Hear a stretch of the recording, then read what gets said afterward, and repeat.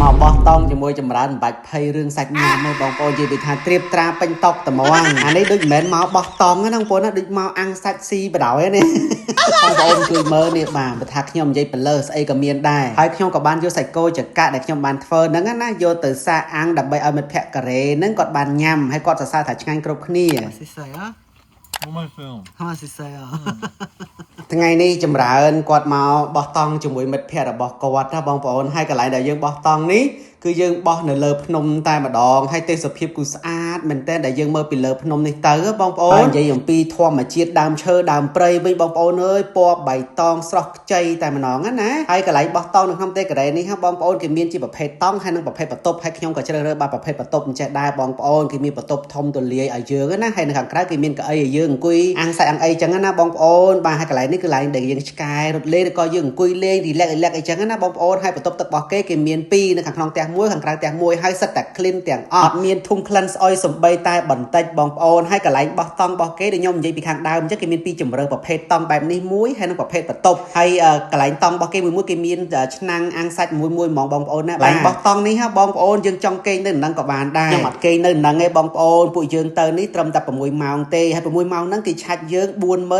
វ៉ុនវាស្មើនឹង$30ក្រាស់បងប្អូនណាទេសភាពដែលយើងគយគន់ពីលើភ្នំទៅបងប្អូននិយាយថាអូយស្អាតមែនតើស្រស់ស្រាយបដ ாய் បងប្អូននៅពេលដែលបានឃើញទេសភាពបែបហ្នឹងហើយបងប្អូនមកមើលស្មៅរបស់គេនេះនិយាយពីថាដោះមកឡើងអូយបៃតងខៀវស្រងាត់តែម្ដងពេលដែលចេញក្រៅម្ដងមិនភ្លេចទេលេការពារកម្ដៅថ្ងៃលាបដោយសារលេការពារកម្ដៅថ្ងៃលាបការពារការស្មី UV បានល្អមាន SPF 50+ PA រហូតដល់4+លាបចូលសម្រាប់យើងបានលឿនណាបងប្អូនប្របាទទាំងប្រុសប្របាទទាំងស្រីហើយបងប្អូនមើលតែលេការពារកម្ដៅថ្ងៃបានទេក៏មើល background បងប្អូនណាអាចកៀងបេះដូង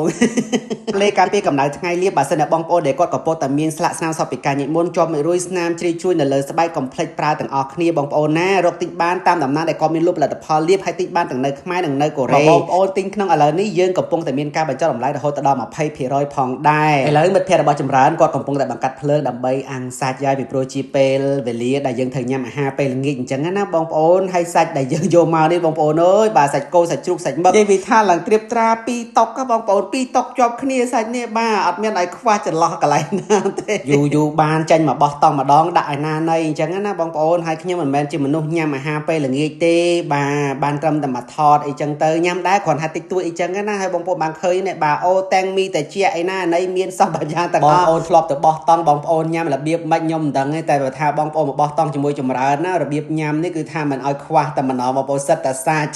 ហើយកូនបើរបស់ខ្ញុំកំពុងតែពួយយកឯបាទរឿងញ៉ាំនេះចាញ់គេហែកមាត់ចោលចង់និយាយចឹងហើយខ្ញុំញ៉ាំតែ2-3ម៉ាត់ទេមកក្រោកមកអាំងសាច់គោចកាដើម្បីឲ្យមិត្តភក្តិការ៉េគាត់បានញ៉ាំអីចឹងណាហើយគាត់សរសើរថាសាច់គោចកាដែលខ្ញុំធ្វើនេះឆ្ងាញ់គ្រប់គ្នា